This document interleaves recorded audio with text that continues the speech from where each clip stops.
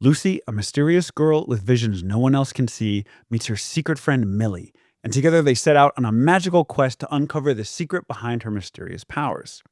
That's the synopsis to the upcoming animated film Lucy Lost, based on the book Listen to the Moon, adapted by my guest today, Helen Blakeman.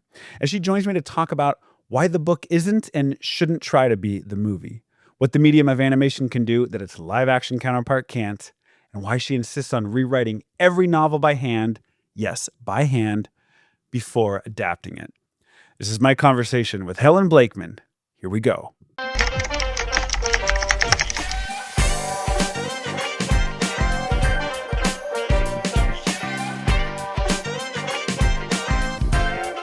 All right, this is the Story Series, the podcast for writers who break the rules.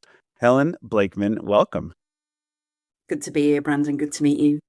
Helen, you are a BAFTA and International Emmy-winning screenwriter and playwright, known for adapting emotionally complex stories for young audiences like Hetty Feather and Dustbin Baby, as well as the new animated film that you co-wrote, Lucy Lost, which recently screened at Cannes and Annecy, and I had the privilege of getting to watch it, and it is just a beautiful film. And so I can't wait to talk to you. So once again, thank you for being here.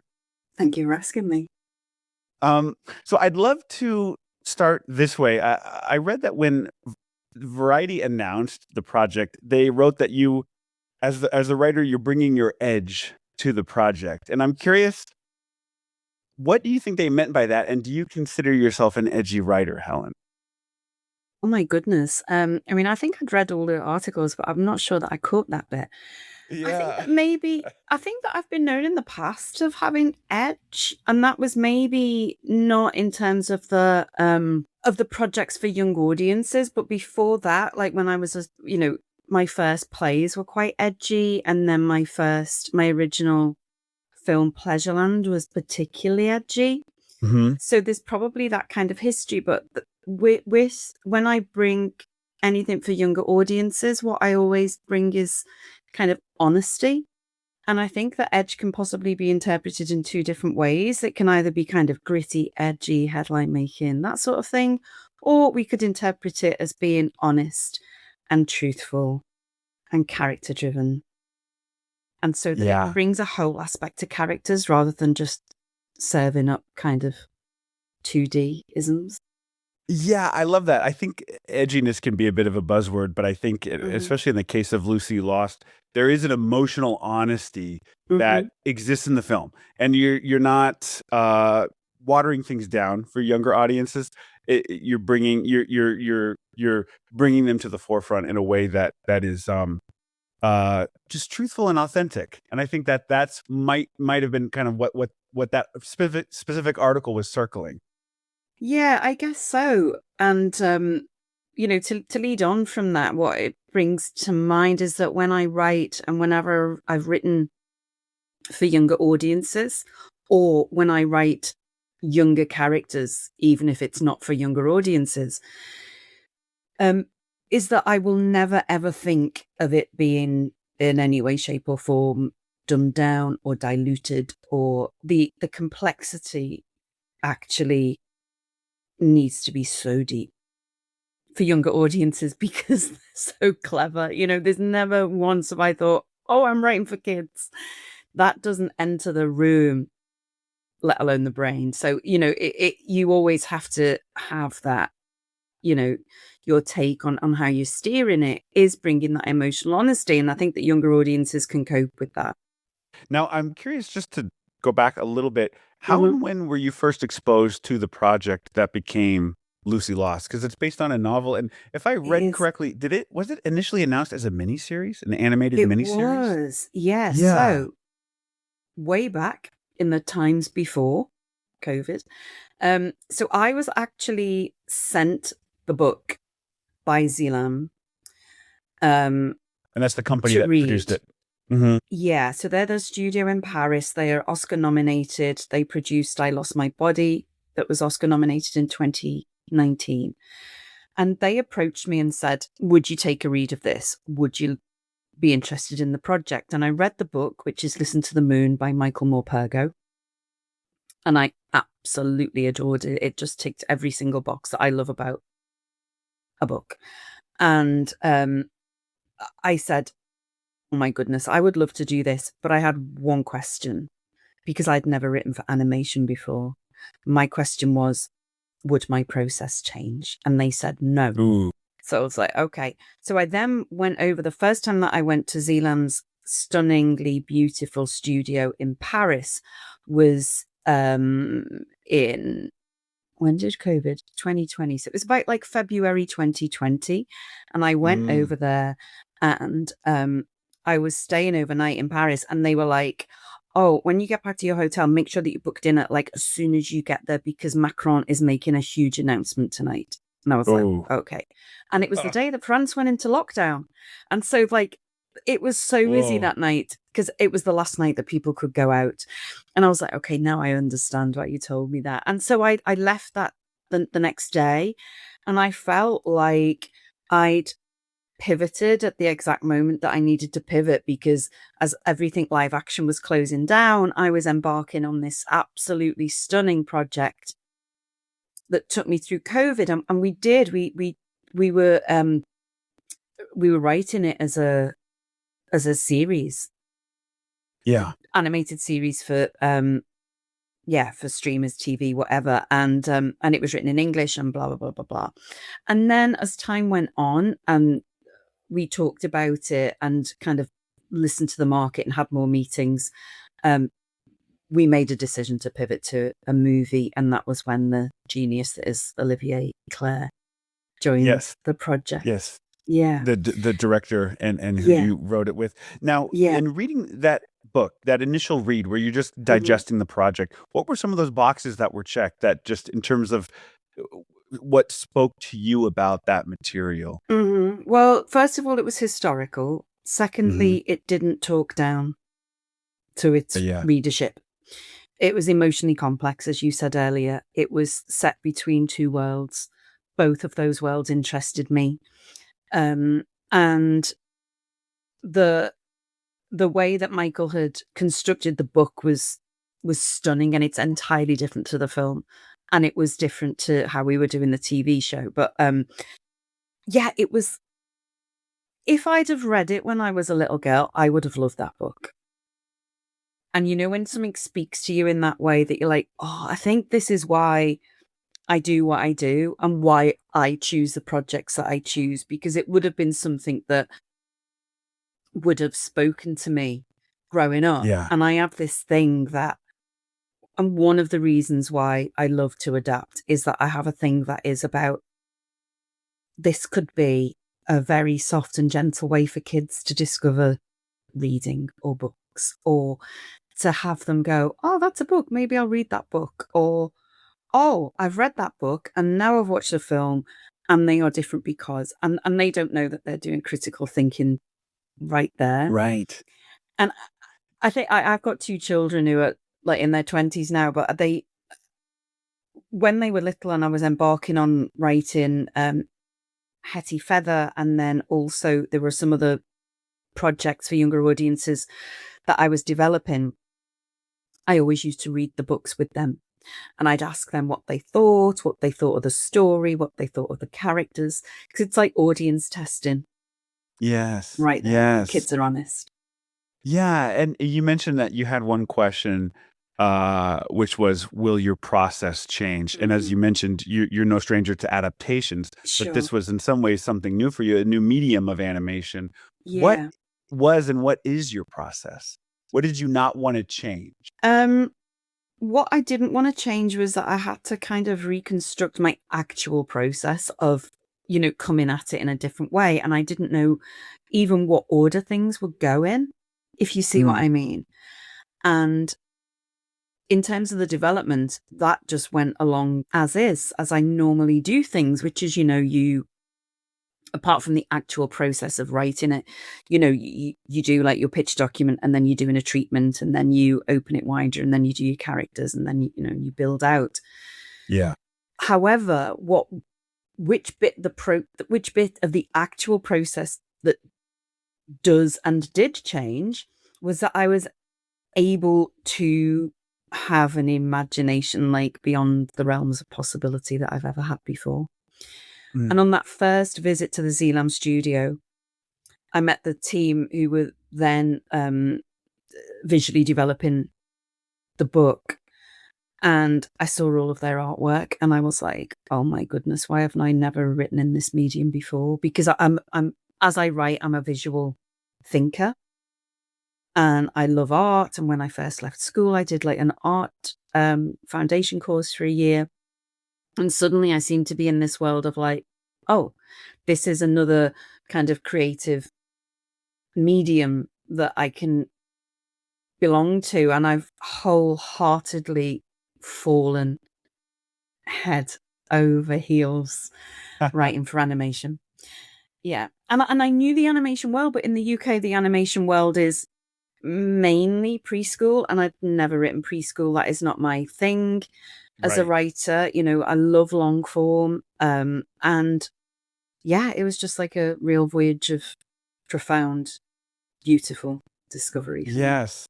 Yeah, yeah, and just going like a bit deeper and a little crafty here into your process. When you're first, you now know that this is a book that you want to adapt. Mhm. You're ready to go into animation. You start with the treatment. There's the development process. Can you speak to just your process and just My breaking actual down the process. book Do you know and just what? adapting it? Yeah, Honestly, Brandon, I'm going to do this because it's here, right here. There we go. There we go. yeah, That's my copy. And that's sat on my desk since 2020. And I have this thing, right? So you'll see that there are a few pages that are turned, yep, but when I will never ever mark a book. I will really, never write a note, not with a pencil, definitely not with a pen. No. And I have this real, like reverence to the material. So it's like, it cannot be written upon. So my first thing is that I read it, and I will never make a note on the first read ever, ever, ever. And then I'll read it again. I probably will make a few notes that time. And then I do something really utterly crazy. I then write the book in longhand. you write the book in Mhm. longhand.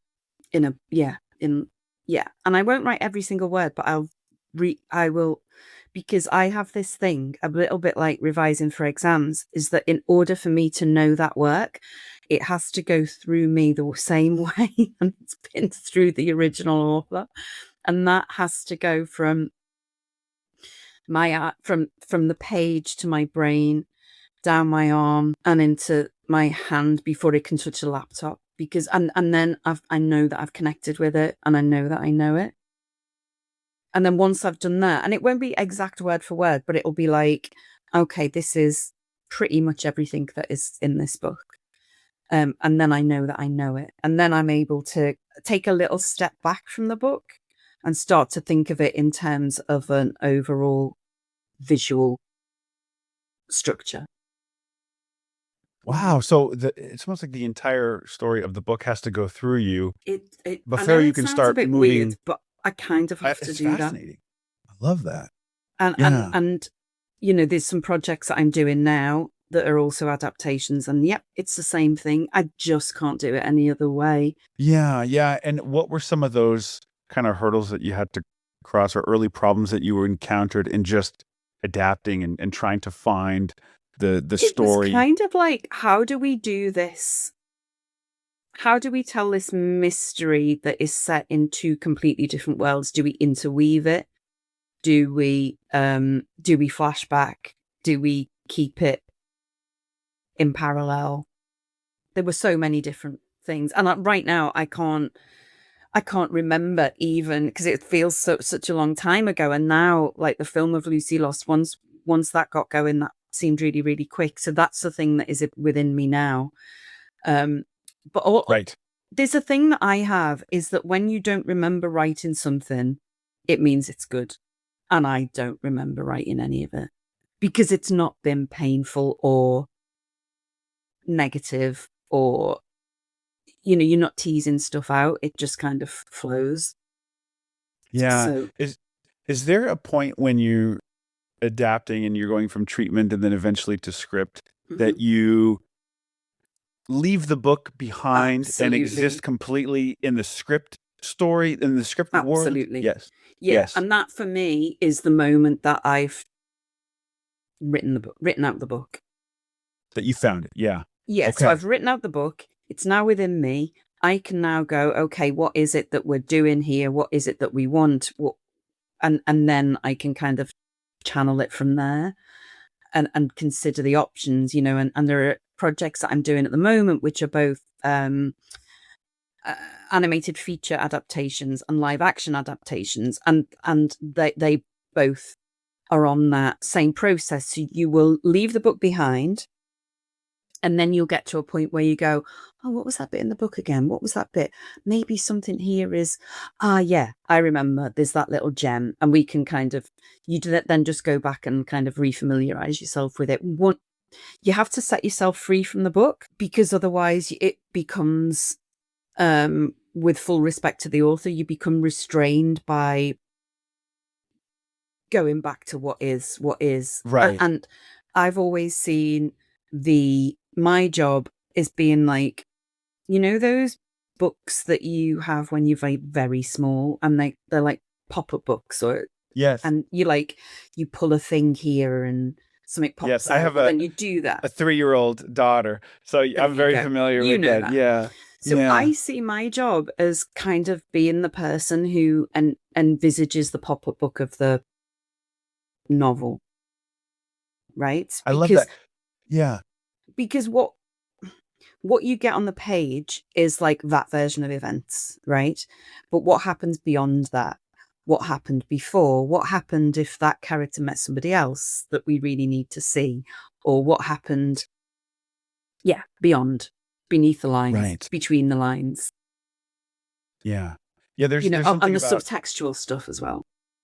Yes, yes, and it's interesting what you're talking about, leaving the book behind at a certain point, because there Hmm. has to be what's the book exists. The story of the book exists as what that version is like in a book, and now you have to Yes. reimagine what it's like in a film. And at a Yeah. certain point, you can't have the book above you. You have to have the spirit or the tone right above you, and that's kind of your North Star, not the pressures of pleasing the author, or that those things Absolutely. that can trip us up, right? Yeah. Absolutely. And I'm going to reference the Jacqueline Wilson projects that I'd adapted here, which aren't animation, but when I was doing, for instance, Dustbin Baby, the Yeah. only the main adult character in the book, she absolutely had nobody to talk to, and I was like, problem. So I invented a male character who she worked with, and I wrote it out, and then the film was made, and I was like, oh. Everybody on the team was like, oh, that was a love story. We hadn't quite envisaged that. And we were like, wow, this is another layer. In seeing um the what became the final cut of the Mhm. film and the reception now, what has that been like for you? Oh, it's been beautiful. I mean, in terms of animation, obviously you get into the studio and I'm not there. And so, things then change in the process where, especially because it was written in English, of an English story, then it was being made in French. So that was where Olivier um, did some writing from that point of view in terms of the final cut, should we say. And Yeah. then it was it was being made around the world. It was being made in Paris, in Vietnam, and in La Réunion, which is a French island. And so that was a joy. And then seeing it come together, I saw the animatic, and Michael Morpurgo and his wife came to Paris as well to see the animatic. And then I first saw the movie when we were doing the English subtitles. So I'd seen it on my laptop, Yeah. and we were doing all of that and then checking that everything was kind of okay between the French and the English and getting that interpretation right. And then for it to be selected, in official selection at Cannes and then in competition at Annecy was just incredible. And two completely different experiences in terms of audience and experience. Yeah. Well, really, how so? Well, Cannes I'd never been before, and it's amazing, and it's film, but it's not an animation festival. Right. And so, you're presenting a film as a film. Whereas when you go to Annecy, I was just saying that, like, if I could live my whole life within the bubble that is the Annecy International Animation Festival, I think I'd be pretty happy, because it's the most glorious, diverse, inclusive, chatty, Yeah. equitable place for a Yeah. week.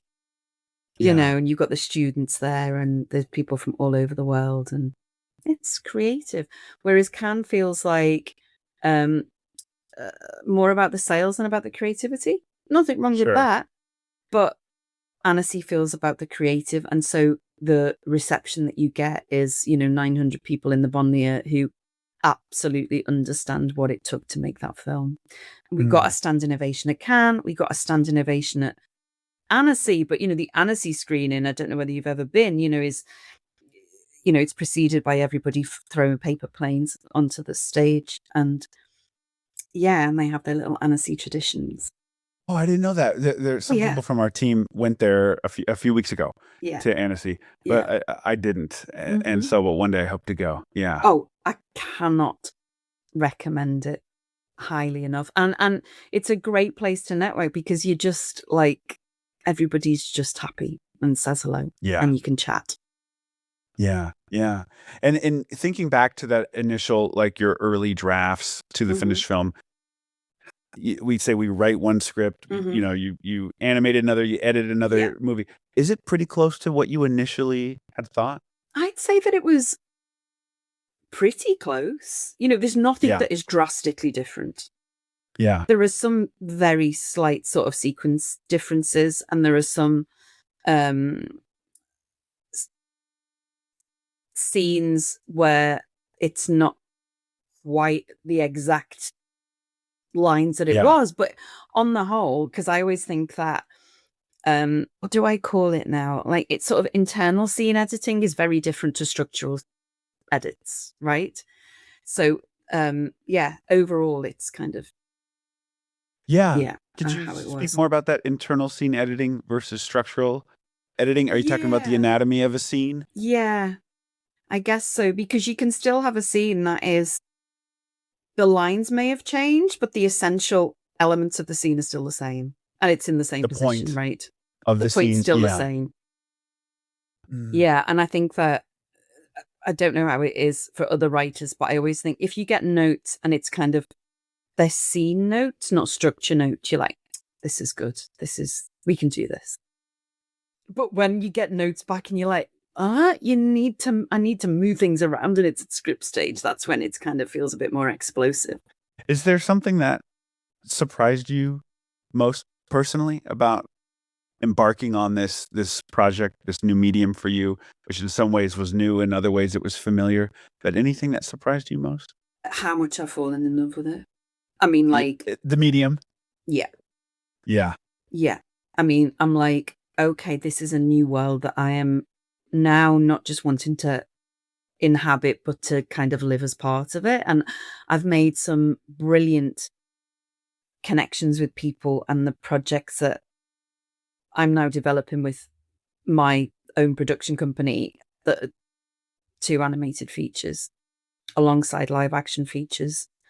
One of them, it's like they're ride or dies. They are like, I've never quite felt about any project the way I feel about some of my animated features.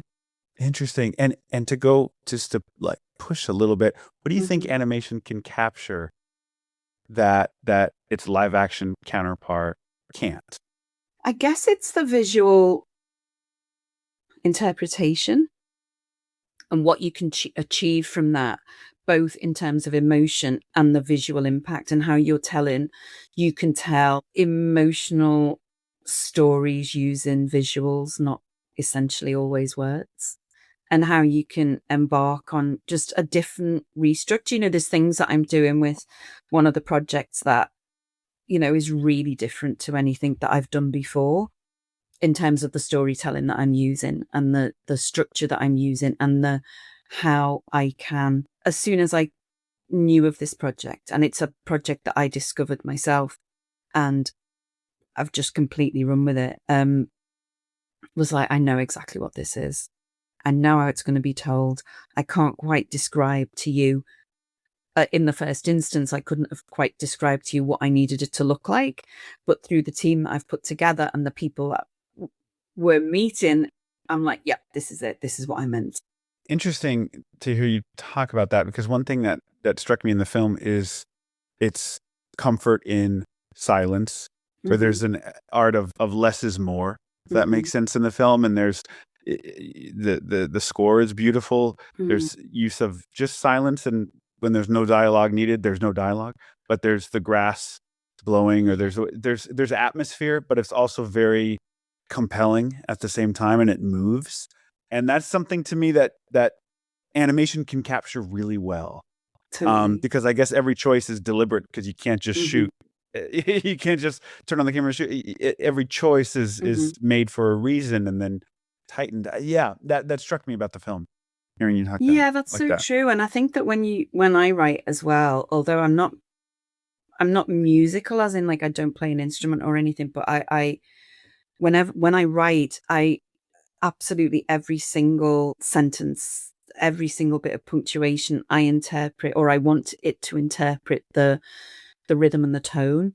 So I do feel as though a script has to be a musical score at the same time, because you are having to tell, it's that memo thing, isn't it? That you are having to tell if it was a live action, every HOD, this is what we're doing here, guys. This is where we take a pause. What's HOD? This is head of department. Oh, yes, so yes. It was, yeah. So, and the same, I guess, when the script goes, in animation, it's the blueprint, isn't it? It's a blueprint of the rhythm of the film. Absolutely. I spoke recently to a British writer, Dave Ingham, who started as a musician, moved into children's television, and even to this day, he'll read one of his TV scripts out loud with a guitar, just to hear the rhythm. And I've often felt that, because I work mostly in preschool animation, and so there's an economy of words, but there's a rhythm to it. Absolutely. And it should flow, and so hearing you say that is absolutely rings true. Do you, when you feel like you're getting to a point where you are close to being done or finished with a draft, do you read it out loud? Do you have kind of a checklist of things that you do? I do a checklist, but I don't usually read it out loud. I feel quite comfortable in my voice. I started out as a creative, doing drama, and I was in the National Youth Theatre and stuff. And so, and I've always been kind of good at voices. And so my character voices are pretty strong, and I know the rhythms, and I'll double check it in my head. And I'm always mouthing it as I go. I think that if I was to read it out loud, I'd get to the point of over-examining and overthinking it. So I'm quite happy with that. But it's definitely a checklist. Is there any part of the adaptation process that, even despite your experience, there's always a bit of an uphill battle? The thing that you have to do is get it right, and that's about the structure of it. And so that's your first. Yeah, because there's the plot, and there's form, and there's narrative, and but does the structure work, and are you telling it in the right way? Are you giving it the right shape?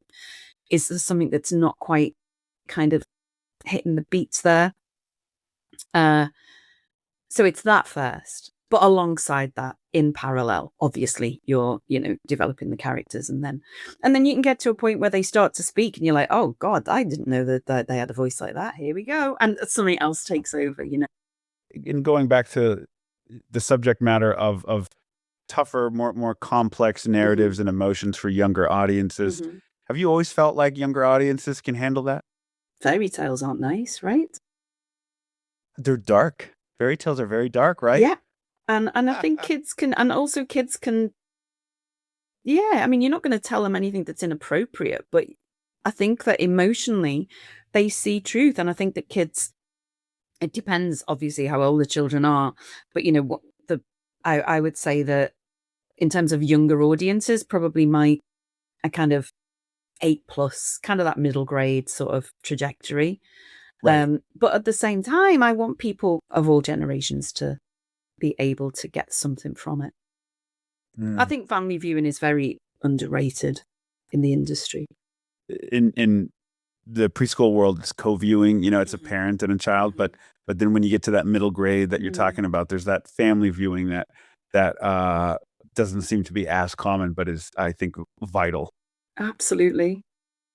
Yeah. And yeah, and it's important. And I know that everybody's on different platforms and screens and streamers and da da da. We've all got our own different viewing habits. But I think that if you can find things, even, that maybe people talk about, or, if parents can watch something with the kids and enjoy it, then bonus. Yes. Yeah.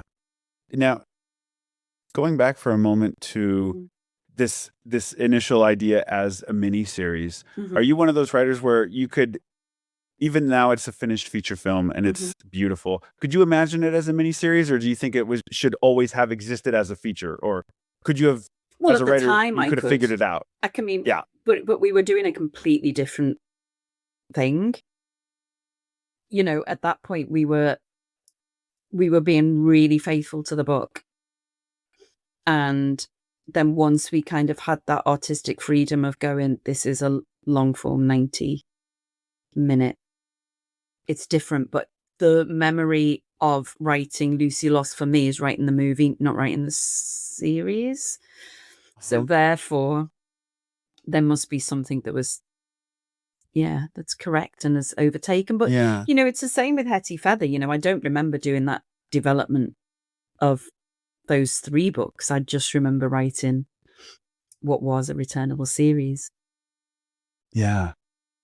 Wow, that's interesting. Mm. Do you feel, did something seem to click better when you went down the path of feature film that wasn't there in the miniseries, or was it there in the It miniseries too, wasn't. I just in a mean, it was different kind of way? there in the miniseries, but a different way. And we were able to explore, especially the character of Millie in the film, in a completely different way. And bringing that characterization, like inventing who Millie was and how Millie spoke, for me, was this just exuberance of, energy and loveliness. And I was like, oh my God, I love writing this character. And that occurred to you during the feature film adaptation? Yeah, because Millie was very different in the series, because Millie Oh, was, because it was book Millie, not film Millie. okay. Could you Hmm. speak to I any other can't difference really, like that in Melly? I, because I would completely spoiler any, Right. so I'm going to not But a say a different word. tone. Different Completely tone of a different character. tone. Yeah. And much more fun. And I was just able to have a lot more fun with film Millie than book Millie. Yeah. And Michael Fascinating. McPergo loves it, and he was like, the only annoying thing about this film is that I didn't write it like this in the first Oh, place. Yeah. He's a national treasure, as we say in the UK.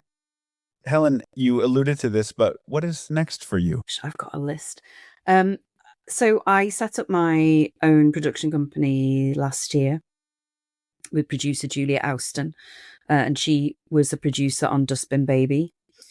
And that was, I won the BAFTA and International Emmy with that project. And Julia went to live in LA for a while, and then she came back, and we've kind of always been in touch. And then we just were at the point in our lives as females where, like, kids were older, more time. And I had a slate of projects that I was developing, 2 animated features and 1 live action. And Julia had some projects that she was developing, and we were like, should we do this? And we have. And so what is next is we're moving on with our slate of project, so I've got a live action script that I've just finished. I've got a live action series in development at the moment for CBBC in the UK. I've got my 2 lovely animated feature films. One is more developed than the other. That's a wonderful co-production between Title Page Films in the UK, the Glorious ED Films in Montreal, and the wonderful Animograd Animation in Kiev in Ukraine. And that's adapted from it's an adult animation that's adapted from a historical Ukrainian novel written in 1934. Yeah. Amazing. Yeah. Amazing. So that's my ride or die project. That's keeping you busy. Yeah. Yeah. Yeah. So it can be a different thing every day, but I love each project, and each project has a different energy and speaks to me in different ways, because we're all kind of made up of different parts and elements. And, you know, I don't just like watching the same things all the time. So therefore I don't like writing the same things all the time. Before we go, I like to end every conversation with the same question, which is, Helen, what is a rule in our industry that you believe is worth breaking? Never talk down to children. Is that a rule? Or yeah. Is that a rule? Am I saying it the right way? I just don't ever talk down to children. Don't think that children's content is children's content. Definitely break that rule. Yeah. Yeah. There's sometimes an anxiousness on the network side. Yeah. Where they're worried, I don't know if kids will understand that or this or that. Yeah. And I mean, there's a give and take with that. Absolutely. Right? But I'm talking about the emotional intelligence, I think, of what you bring to it. And, you know, and I know writing for the BBC, nobody knows that more than I do, because we have, you know, editorial policy that is like so sharp and so you know, you have to stay within the guidelines. So completely get that. Yeah. Do you know what I think that the other rule worth breaking is? This is probably the bigger one. Is you don't have to follow the system. So right now I'm like, I'm greenlighting myself, and I'm not waiting for other people. Could you say more about that? Not following the system. Yeah. So like, I always was the writer. Well, most writers are, you know, you get asked to go into a meeting and the production company's like, oh, do you like this? And we're like, oh yeah. And then you go away and you work, And now I've just started to go, oh, I like this project. Oh, therefore I'm going to do it. And just pulling in I'm doing it myself. Yeah. And trusting that there's a home for it on the other side. Absolutely. Because I've always known what works and what doesn't. And yeah, why not you, right? Why not me, right? What to work on and not to give yourself permission. Absolutely. You know, and I was in Annecy and I spoke to somebody who's used to be at Disney and then worked for quite a large online platform. And he was like, no, this is what I'm doing now. I'm greenlighting myself. And I was like, that is exactly what I'm doing too. So that's the phrase. Love it. I love that. Helen, thank you so much for your time this morning and this afternoon for you. This was just a fascinating kind of glimpse into your creative process. Congratulations on Lucy Lost. It is just a beautiful, moving film, and I thank you. Am excited to see what you do next. So thank you. Thank you. And Lucy Lost comes out in France, first of all, in October the 28th, but we've sold globally. We're just waiting for the US announcements. So yeah, hopefully everybody can see it. Amazing. Well, thank you. All right. It's been an absolute pleasure, Brandon. Thank you. Hey, before you go, thank you for listening. If you want more episodes like this, make sure to hit that follow or subscribe button. And while you're at it, grab my free guide, The Rule Breaker's Guide to Finding Your Creative Voice. It's a brutally honest roadmap I put together, built from the lessons, mistakes, and breakthroughs I've collected along my journey as a writer. You can download it for free at storyseriespodcast.com. See you in the next one.